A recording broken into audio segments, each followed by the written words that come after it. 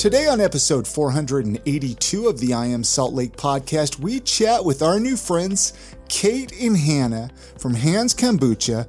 Wow, oh my gosh, these guys have such a great story. We get to find out how Hannah started making kombucha in her college dorm room, and now they're about to open up this giant warehouse where they're going to be bottling it and shipping it out to stores. I mean, it is such an amazing story. They also give a few hey, be prepared. We're about to do some new cool stuff. I don't want to give too many spoilers here at the beginning. We're going to get into that in the conversation. Yeah, and it is a really fun conversation. These girls are so fun to talk to. You know, Chrissy, you are such a kombucha lover. That's why I had to bring them on the podcast. I was so excited because I love kombucha and I want to be a kombucha expert, but there's no time. So, and that's why I was like, ask them for more tips and ideas. I know, I should have had a good list. We'll have to do a round 2 that's just Q&A, like how can I do this or where can I buy it? Okay, anyway, before we get into that conversation, we should probably introduce ourselves. I'm Chrissy Hollifield. Hey, and I'm Chris Hollifield. And we are the hosts of the show you're listening to right now. If you're a longtime listener, you know us and welcome back. Thank you for joining us again. But if you're a new listener, you might be wondering what this is all about. Well, every week, Chris and I talk to someone who is inspiring other people in Salt Lake, has been inspired by other people in Salt Lake. We have amazing people, and we get to learn all of their stories and what makes the people of Salt Lake really, really great. We get to talk to business owners, authors, tattoo artists, restaurant owners, breweries, distilleries, really anyone that might have a cool story to share. Like I said, Kate and Hannah from Hans Kombucha, they have a cool story to share, and they're on this episode. They got a good one. So let's get into it. Thanks so much for listening. Enjoy. So I want to start with you. Who started making kombucha first? Like, what's the story there? Like, who wants to share that one? Yes, I can take that on. So I started brewing. This is Hannah. Okay, this is Hannah. I started brewing kombucha in my college dorm room closet. I started brewing kombucha because kombucha from the grocery stores was getting super expensive. And so I decided I was going to brew it for myself. I got a SCOBY from a friend and kind of started brewing it. I definitely had those batches that went way too far and tasted super vinegary. Did you drink them anyway, though? That's the question. Yeah. Oh, yeah. Good for you. Good for you. Nobody else would drink them, but yeah, that's fair. Then as the SCOBY started to grow, I split it and started making more and more kombucha, and started sharing it with friends. And I had just graduated from the University of Utah and was planning to apply for pharmacy school, but wasn't really sure that was for me. So my friends were like, why don't you try to sell your kombucha? And so I sold to a tea shop, Creek Tea. They're now out of business, but let's back up a little bit here because I have a few questions before we get too far ahead here. How long ago was this? Well, 2 questions. Yeah. How long ago was this, and what's a SCOBY? Yeah. So, I'm thinking Scooby. I'm thinking like Scooby-Doo or something. It's almost as cute. I know it has something to do with the kombucha, and I have some ideas on what it is, but I want to find out a little bit more. So how long ago was this? Was this? So I started brewing kombucha in 2015. Oh, okay. So quite a few years ago. So you're an expert at this point. Wow, yeah. I wouldn't be an expert, but a willing student. Yes. So, this was back, kombucha wasn't even cool yet, really. It was still, was it cool yet? I don't know. I guess define cool. In grocery stores. Yeah, I guess it was. What even? We weren't cool then. Yeah, The truth comes out. It's not about the kombucha. Yeah. So you started packaging it. Did you package it in fancy bottles? Did you come up with labeling, or how did that process work for you when you started selling it to some stores? So when I started selling it, I had a college friend that was in graphic design, and he said he could make me a brand.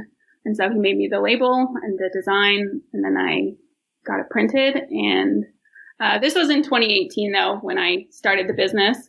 So I was brewing kombucha since 2015, and then sold to my first tea shop in October of 2018. I started in Square Incubator Kitchen. I don't know if you guys know them. Oh, yeah, I've heard of them. They sound awesome. We need to talk to them. Yeah. Yeah, you definitely should. They are all about helping, the infancy stages of, encouraging entrepreneurs, which is really cool. It's so great because that's such an expensive thing to find a space for if you're only trying a little bit. Yeah. You don't have the investment. It was pretty inexpensive. It was like, I can't even remember, but I think it was like $15 an hour, which maybe it was more than that. I can't remember. But, that's pretty good to get your stuff done and made. And they would put on little pop-up markets and stuff like that, so I could sell through that way. Yeah. What was the hardest thing for you with getting this whole business started then? Or was there anything? Well, I don't have any sort of business or entrepreneur background. You do now. Yeah, definitely do now. I'm working on it. It's a work in progress, but that was definitely the hardest thing. What about your family? Is your family entrepreneur? Where have you gotten anything from anywhere? No, my family is not anything like that. My dad is in finance and my mom is in accounting, so they definitely help me out with the books, but they're That's nice though for you. Oh, yeah, that'd be so great. Yeah, it was nice. When did Kate get involved then? How did she get involved in the whole thing? I guess that part of the conversation kind of cues me in. Yeah. We met, well, I'll just tell you how I met. We didn't ask that, but we met in 2019, summer 2019. Yeah. So not that long ago. I've been doing restaurant consulting, management, chefing, for the last 15 or so years. And there was a project in Salt Lake that the owners sought me out for and moved me back here, and opening Emigration Brewing Company up Emigration Canyon with Will McMaster, who owns Pizza No-No. Massive shout out to Will and the Pizza No-No crew. Hannah had gotten my number and reached out to see if we'd be interested in, when we set up Emigration Brewing Company, we had the restaurant side and then a little coffee shop as well as a market called Henry's Market. And so we had kind of 3 different platforms for her to maybe showcase her kombucha in. And so she came in to do a tasting with me, and I had kind of stepped back from kombucha. I drank a ton of it when it was becoming mainstream in that year, 2015. I think, Chris, it was kind of becoming a cool thing. Cool then. What I was drinking was a little bit too sugar forward, a little bit too vinegary. And then when I sat down with Hannah, I was like, what is this? And I fell completely in love with her lineup and brought her into the market and the restaurant. And then I actually asked her if she'd ever thought about, so we can tell the truth of this story. I'd asked if she'd ever thought about doing hard kombucha, because I knew that was an exploding market on the West Coast, and you aren't really seeing it kind of in the Rockies region and then anywhere, on the east side of the U.S. And she said she kind of thought about it, but she was just starting to get her business off the ground. And so we ended up kind of meeting up at one of our favorite coffee shops, Campo's down in Edison, and chatting. And one thing kind of led to another after a few chats. And she asked if I would be interested in partnering and going into the business together. And that's where it all began for the two of us. So did you ever start making hard kombucha then? Well, it seems like it would be a little bit of a process. We have to talk about it. I guess Kat will be out of the bag when this airs on Sunday, but that is the direction that, one of the directions that we're going. We actually started a parent company called HK Brewing Collective. That's kind of we're going to kind of be the canopy over all of our brands, and just being the, always probably the front runner and the first brand, that came out. But our intention is to also move into hard kombucha land. And so, when you said Hannah's an expert, to me, she very much is an expert, but we're both very willing students when it comes to the alcohol side of kombucha land and otherwise. Hey, if you need a taste tester, I'm just going to throw my hat in the ring. I tried to do it on my own, but it's too hard. So I'm just going to drink yours. That's fine. Yeah, that's perfect. So tell me a little bit more about this HK Brewing then. Are you guys going to be brewing other stuff besides kombucha? We don't have to talk too much about that, but I was just curious. Yeah, I think that really was the intention. One of which, being a collective, we are definitely really local focused, and kind of seeing, especially post-COVID, how everybody's bound together and kind of helped each other out. One brewery is low on hops, somebody else has the same strand. they ship them over a pallet of it. We need to borrow this, that, and the other thing. We took inspiration from that and also tried to be involved in that, and definitely benefited from very generous souls in the brewing world here in that. And so being a collective and trying to invite people in, collaborate, and then have this collective of beverages that we put out. So kombucha definitely, again, the front runner, but we are excited to dip our hands into, anything we can brew. I love it. I love it. I love it. And it all started out in a college dorm room there. You know what I mean? That's how the best stuff starts, by the way. That's what's awesome. Hey guys, it is that time of the podcast where we're going to take just a couple minutes and talk about one of our awesome sponsors. And remember, when you're supporting our sponsors that we talk about, you're directly supporting this podcast. I want to talk about UtahMarijuana.org. I love them. Hey, they are your number one spot for all things medical marijuana, medical cannabis, CBD, and THC. Guys, remember Tim Pickett, our good buddy Tim Pickett, back on episode 420. Go back and listen to it if you haven't listened to it. We talk about UtahMarijuana.org, and now UtahMarijuana.org is a sponsor of this podcast. UtahMarijuana.org has a team of medical cannabis experts, and they make getting your medical card super easy from your first office visit to navigating the state card application and beyond. With over 20 compassionate and highly skilled qualified medical providers ready to help you find relief, you won't have to search for a doctor willing to recommend cannabis treatment. The patient experience team at UtahMarijuana.org is dedicated to helping you get all the way through the process so you can get your medicine legally. And right now, they're offering an exclusive discount to I Am Salt Lake listeners. Use the code GREEN25 for $25 off your first visit. That works at all the locations. And I know they're actually just about to open up their Provo location again. So if we have listeners down there, check out their Provo location. We have Salt Lake locations. North Salt Lake, Bountiful area, UtahMarijuana.org. They have a location right next to Wholesome Co. there, right by Costco, 580 West, 100 North. Go check them out. All the locations are at UtahMarijuana.org. Again, that code is GREEN25. It's going to get you $25 off, as well as you're going to be supporting this podcast because they're going to know you're coming from this podcast. Exactly. And you guys, I'm a geek about user experience and everything. I know you hear me talk about it a lot and like nerd out about that stuff, but this is why I love UtahMarijuana.org so much, is that they focus on the user experience. They focus on your patient experience. I cannot promote them more. You really need to give them a try. Hey, isn't it time that you took control of your own health? UtahMarijuana.org. Feel better.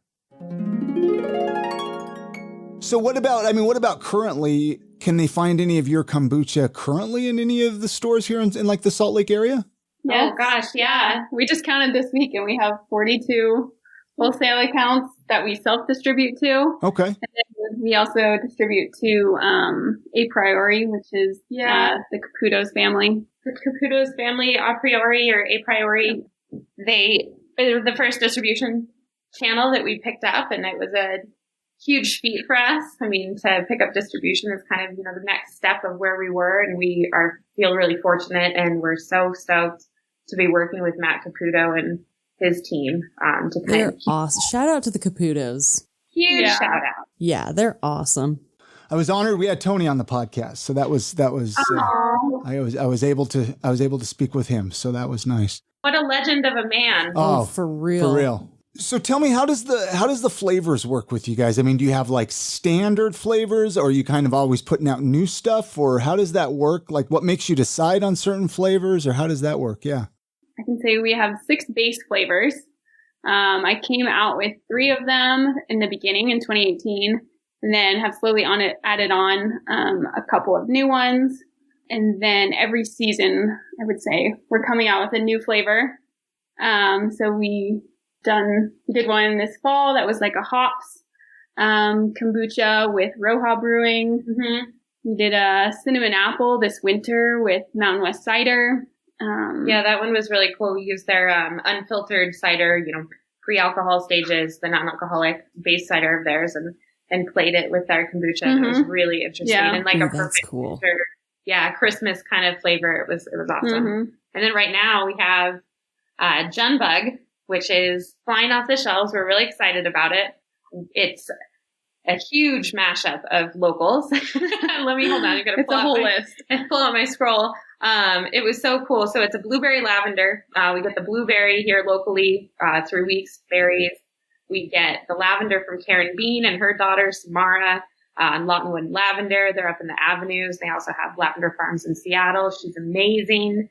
The honey that we get for the Jun base of style of kombucha is from Brandon Carter and his wife. They own Keeper of the Bee, honey company. Who am I missing? What else is in this bottle? Butterfly. Oh yeah, we have a butterfly pea flower from Grand Prismatic that gives it a really nice purple hue. And then the art. Oh yes, the art from Jill DeHaan, who is a local artist, and she's exceptional. So we just put everybody we could into this one bottle, and that's this latest release. So we do a new release about quarterly, I'd say. So about this last release that you did with all the different local people, I mean, was that your intent when you started it? Like when you went into it and you're like, okay, let's come out with a new flavor. Let's try to get as many artists or local artisans, local food people involved. Was that your end goal? Always working locally. I mean, when we started with the Roja collab, with their Idaho 7 hops, we wanted to always work with a local when we mashed up. And this one kind of had a little bit of a snowball effect. Yeah. We knew we wanted to work with B. Carter. His honey is amazing. We knew that we wanted his wildflower honey. We just loved the flavor profile that it brought to the Jun. Mm-hmm. But then it was kind of like, well, what if we did this? Yeah. And we tried something. We tried some butterfly pea flower, and we were like, wait a minute, Grand Prismatic has butterfly pea flower. And then it was one thing, well, let's get lavender. Hold on a second. There's local lavender. Yeah. And so it just snowballed into this amazing local collaboration. That is so cool. I've always been curious, and I know this is probably a silly question, but how hard is it to come up with a new flavor? I mean, how many rounds do you have to go through? How many tastings? Is it a huge process with like a lot of product, quote unquote, wasted? Yeah, kind of. Yeah. I would say though, at first when I started, I would just like think of one in my head and I'd be like, okay, this is it. And I wouldn't do like a whole lot of testing, but now we are like, we do tons and tons of batches. We get it down to like the 0.1 ounce. We get tons of people to sample it. Yeah, we definitely put a lot more into it. And I think that we've kind of initially, as we've grown in the early stages, since we partnered, it was like, oh, we're wasting things. But now we definitely don't look at it as wasting product. We look at it as kind of, crafting and really honing in what we really want and what's not only going to appeal to our friend base, but to the population of Salt Lake City and outwardly. So we definitely do. This last batch, it was a lot of months of test batching. Have you ever been like hit a point where you're like, this flavor is not worth it, it's never going to happen, and just give up and just come up with something new? No. Not yet. No, I think to a fault. No. Interesting. This last flavor was, it was a lot of trial, but we wanted to make sure that we weren't just slapping a bunch of local names on it, that we were showcasing it. We weren't just overpowering it with lavender and then saying all this other stuff was in it. So I think in the future, we might pump the brakes on how many ingredients we add into it, because we have to alter each thing. So, tiny. But so we learned, but no, not yet. I really did think when you were listing off all the local things, I thought it was a line until you said it was just one flavor. And I was like, woo. Yeah. But I do want to taste it. I mean, it sounds awesome. Yeah, we'll have to get you some. Yeah, totally. It's super good. People are loving it. Don't you guys do the downtown farmers market at Pioneer Park usually as well? So we didn't do the Pioneer Park Farmers Market. In 2019, I did the Liberty Park Farmers Market, which was super awesome. And then this past year, we didn't do any farmers markets. And then this year, I think we're just going to do some small stuff. We are in the middle of our build out of our new space. We've never been in our own space before, and we are going to be in 5,000 square feet of our own space. Yeah. Wow. So you currently share a space with somebody else? Is that what? Yeah, we share a space. We went from Square Incubator Kitchen, where it was just Hannah and I in there, and we literally were quite literally bumping elbows and butts every time we walked by each other. It got really cozy. We got to know each other real well as business partners. And then we were kind of panicking a little bit, so to speak, because we knew we needed more space. The pandemic was hitting. We didn't know what the future of our business looked like. We didn't know what it looked like for communal kitchens, for commercial real estate. And we'd been working or talking with this architect team, Capitol Hill Construction. And one of the leads on it was like, oh, I'm neighbors with the guy that owns Mountain West Hard Cider. He's got tons of space down there. I'm sure it'll be fine. Just go down there. He'll let you go in. And sure enough, David described Jeff Carlton to a T. We came in, he was like, I don't think it'll work. And we were like, but please? And he was like, okay. Yeah. So we've been in Mountain West Hard Cider since September. Yeah. And we've grown out of that. Yeah. I feel like I'm shouting out a lot of local people, but I really also need to shout out Hard West, because when we needed a place to record, they let us come record there for a while. Really? Yeah. They are so helpful to like everybody. Oh, they're really awesome. Cool. Yeah, they're the best humans, Jeff and Jen and Joel, cider maker. But yeah, so that's where we are, and we've got some very big things on the horizon. Yeah, and you kind of spilled the beans earlier of one of them, which I'm excited about. I'm excited. No, I'm excited about it to too. give this a try. Do you have any advice for somebody that might be looking to do a little bit of home brewing? Any advice or words of wisdom you might give somebody? That's or the biggest not tos. Yeah, well, because even Chrissy was trying a little bit. I gave up because I ruined everything, but I tried really hard for a few months. For the most part, this is Kate here. I'm going to step off of this topic, but my only advice, I'm going to pass it to Hannah, is don't give up. True. Hannah, take the rest. Yes, that's good. I would say use good quality tea. That definitely helps. And use an organic sugar. I think that is good for the SCOBY. And at first, I would say don't. I don't know if everyone would agree with this, but at first I was buying like all distilled water from like the grocery store. But then I switched over to just using like tap water, and it was totally fine for my SCOBY. It was very happy. And so I would say distilled water is not necessary, but that's just my opinion. I like that. Any questions, Chrissy, while you have them? Well, I'm seriously, here's what ow, I bit my lip, you guys. I apologize. I have a canker sore that I keep biting. My bad. No, I see you're motivating me again, because I loved making it so much, but I could never make it good enough that I wanted to really drink it all. But it's nice to know like tips and tricks. Yeah. And like, yeah. How about teas? Do you only use black tea, or do you try blends of different teas? Yeah. So right now we're using a blend of black and green tea.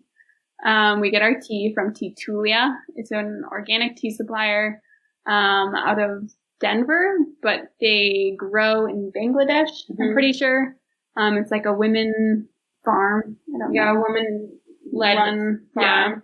Yeah, the good teas, we're heavy on the black tea. We're light on the green tea. But, and Chrissy, not to cut you off, Hannah, but you don't have to drink it all. Say you didn't like that batch, you just toss it out and keep going. And that's true. I mean, what have you really wasted? I think I'm a little bit more dramatic about it in my head. Or give it to friends. Here's some really bad kombucha I made. Would you like some? I did make my coworkers at the office drink it, because I started making it in my office.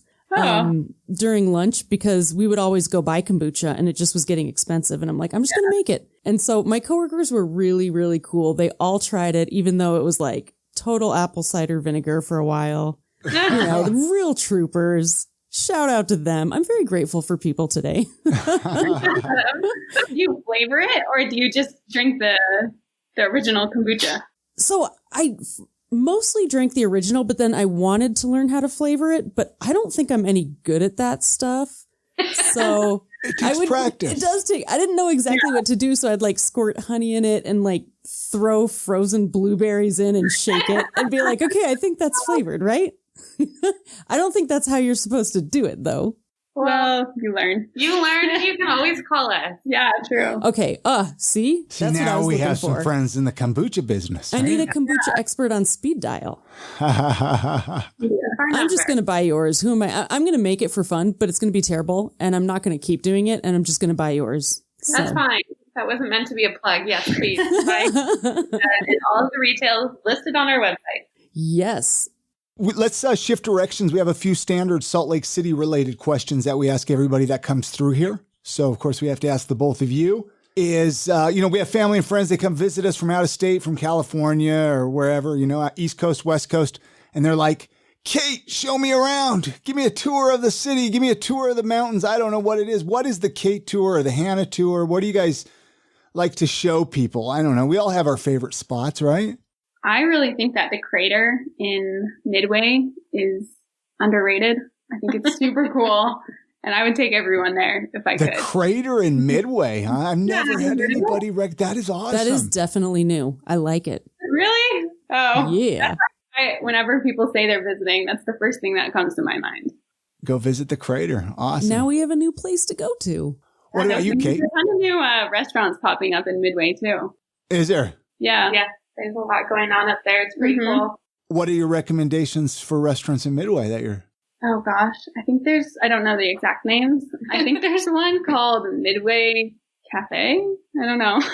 Okay. There probably is. Let's just say, I bet if you Google it, there definitely is. You just drive down the main street and there's a bunch of cool restaurants there. Any recommendations or tour or places that you would take people, Kate? Oh, man. How much time do they have?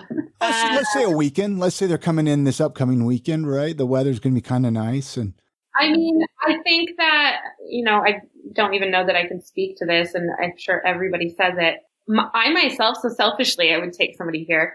I have been in and out of Salt Lake for a decade, and I've never gone out to the salt flats. Oh.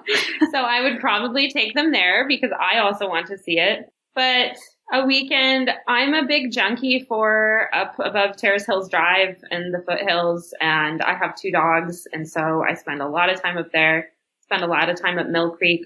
Those are pretty common answers, but really any of the hikes in this whole area, when you can have kind of 2 operating ecosystems, when you're touching pine trees and your hand is cold in a creek on your right hand, and then there's like a lizard on Red Rock running over your hand on the other side on the same day on the same trail. I think getting people exposed to that really kind of represents Salt Lake and Utah in general. So. And there's actually no regular common answer either. I mean, everybody has such different recommendations that we ask, and that's one of the fun things about why I've come to enjoy asking that question, because we get such interesting responses, Huh.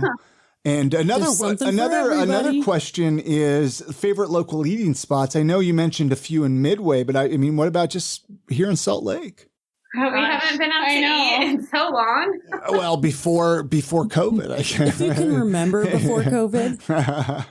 I think I can't even, honestly, I can't remember before COVID, but during COVID, easily one of the favorite places for, I guess you'd call it takeaway, is a new restaurant. They don't have a brick and mortar, but they're called Cinder Pig Salt Lake City. It's Chef Jerry Pacheco and his wife, Katie Panzer. They make the most. He smokes entire whole pigs. They break it down by hand. They make this banana bread, cornbread something.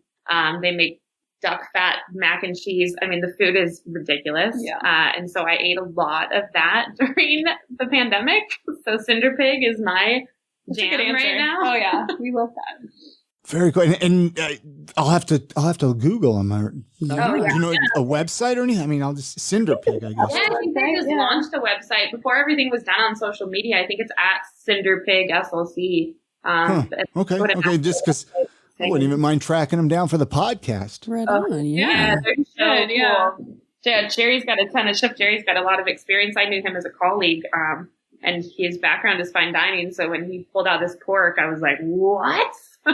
That's awesome. Yeah, it's cool. What about, would you change anything about Salt Lake City or the area if you could? Like, let's say you became the mayor or you had some superpower. I don't know. However you want to interpret that question. I know what mine would be. Go. It would be to extend the hours of public transportation. Ooh, because it really sucks that it ends early and you can't use it to go out to eat or go downtown or anything like that. Or even to we were talking about the Ogden Twilight. I feel like you can't even get back from that at a reasonable time. You have to ditch the headliner just to get back to the city. Yeah. Did you guys see the lineup for the Ogden Twilight? Yeah, I'm so excited. Yeah. Oh my gosh, yeah, they just announced it today, and it's just like off the hook. And Chris started playing Death Cab for Cutie in the kitchen. I almost did. Anything, before we wrap this up, I mean, first of all, I'm glad we finally got you on the podcast. I know we just kind of skimmed the surface with everything kombucha-wise and everything with you guys. But I mean, we'll just have to bring you back through and, down the road and catch up and talk about some of this hard kombucha down the road. Yeah, we're going to have to definitely learn about that later. But is there anything that you were hoping we would talk about that we didn't get a chance to talk about yet before we wrap this up? Yeah, I mean, we could touch on our new space a little bit. Yeah, let's talk about this new space. I mean, what you said 5,000 square feet, right? I was wondering, are you guys going to have kind of a storefront? Yes, we're so excited. Yeah. I'm like gushing. I feel red. I'm so excited to tell people about it. That's great. I love this. I haven't officially announced it. No, this is our announcement. In a sense, yeah. So we've got just over 5,000 square feet. We had kind of a plan for it pre-COVID, and we've pivoted and adjusted the business model a little bit, more so kind of just the layout in a retail public access sense. But about 60% of that will be production. And you'll be able to see into production, which, a lot of breweries, people in the brewing industry, distilling alcoholic beverages otherwise, you can see their operation, but there's something very unique to how kombucha is made. And that uniqueness really lies on the fermentation process, where beer has, the closed silver, beautiful stainless steel tanks. We have those as well, but they're open topped. So it's a different, production space that you'll get to see into. And then the front will be retail, and I know that there are some other local kombucha brewers that have little tap rooms. I know that Crew Kombucha, shout out to those guys. They just opened up a tap room, and then I think Mama Chari has had a retail front. But we're gonna put a giant spin on that and be kind of the first official full operating kombucha bar in the state of Utah. So we'll have a retail front. We'll have a big old beautiful glass garage door that rolls up. We'll have, limited bar license, and you'll be able to come and fill up. You'll be able to hang out. There will be lounge areas, and maybe food down the line. We don't know if we want to get into that just yet. When are you estimating that this will open? Oh gosh, Chris, that's $1 million question. Okay, I mean, are we talking a year or are we talking 5 years? Or no, inside of a year. We would like to think that we will be open by this fall. Okay, yeah, just kind of a curious. Man, that's exciting. What a great place to bring girlfriends and hang out, and have a book club or something. Yeah, we want so excited. Space too, do different, live music and yoga events, and we want to have, sustainability panels. We want to have workshops there. We're really going to try to, as much as when we do get into the alcohol zone, as much as the DADC will allow us to have a flexible floor plan and have things on casters, we want to be able to open the space up. And, same as Mountain West, Jeff and Jen let you guys come in and record your podcast when you have somewhere to be. We want to be that space, and just a space that, we're inviting people into our world, and we get to be a part of theirs in return. So that's so rad. Are you ever thinking of even having classes or workshops on kombucha for people to come and learn? Yeah, definitely. I think it's been it's been a challenge as we've been scaling and preparing for the new space that we don't have any SCOBY to teach on.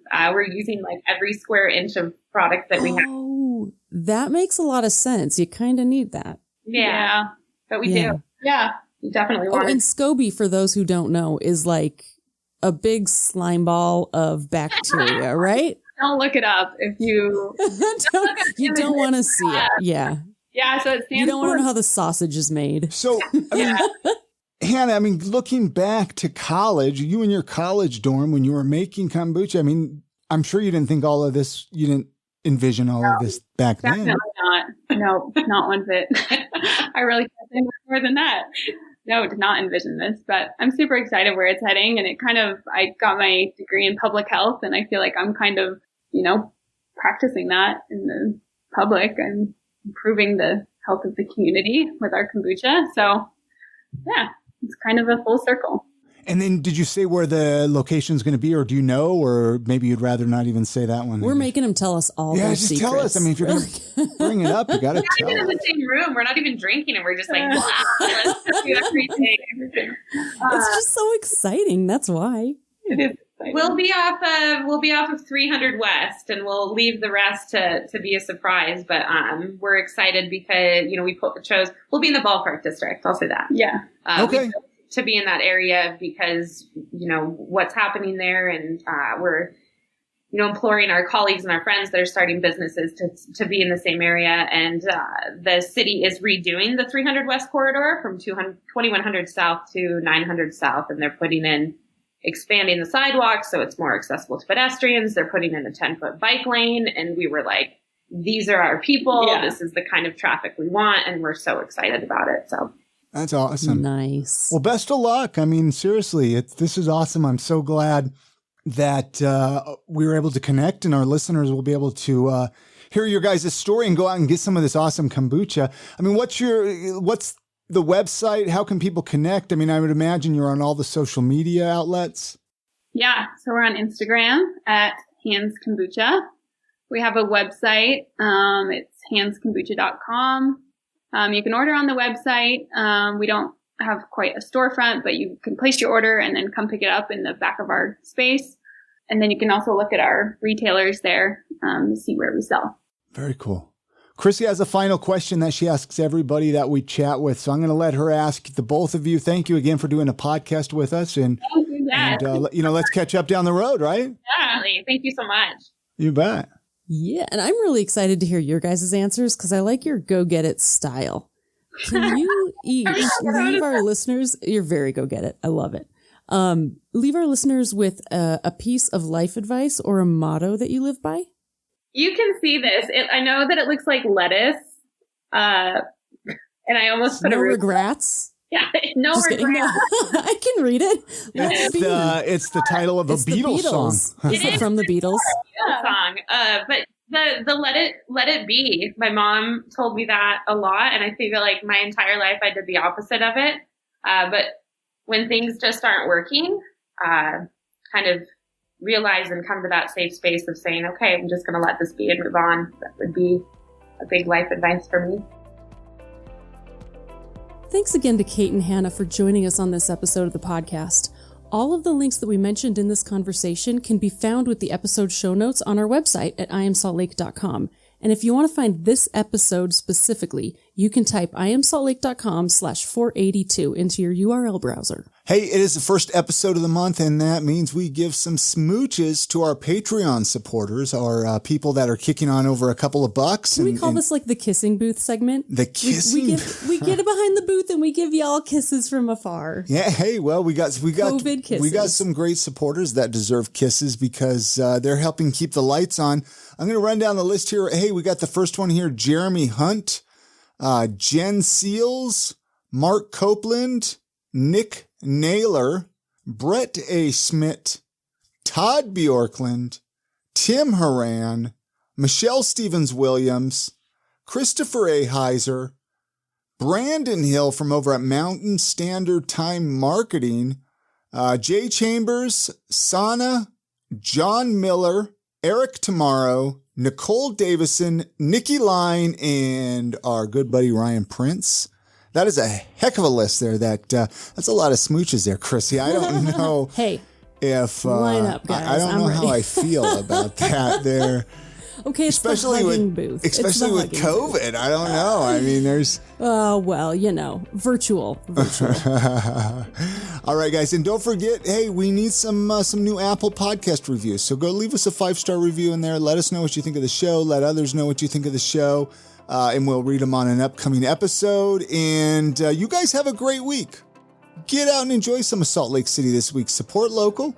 And we'll see you on the next episode of I Am Salt Lake Podcast. And good night, Grammy.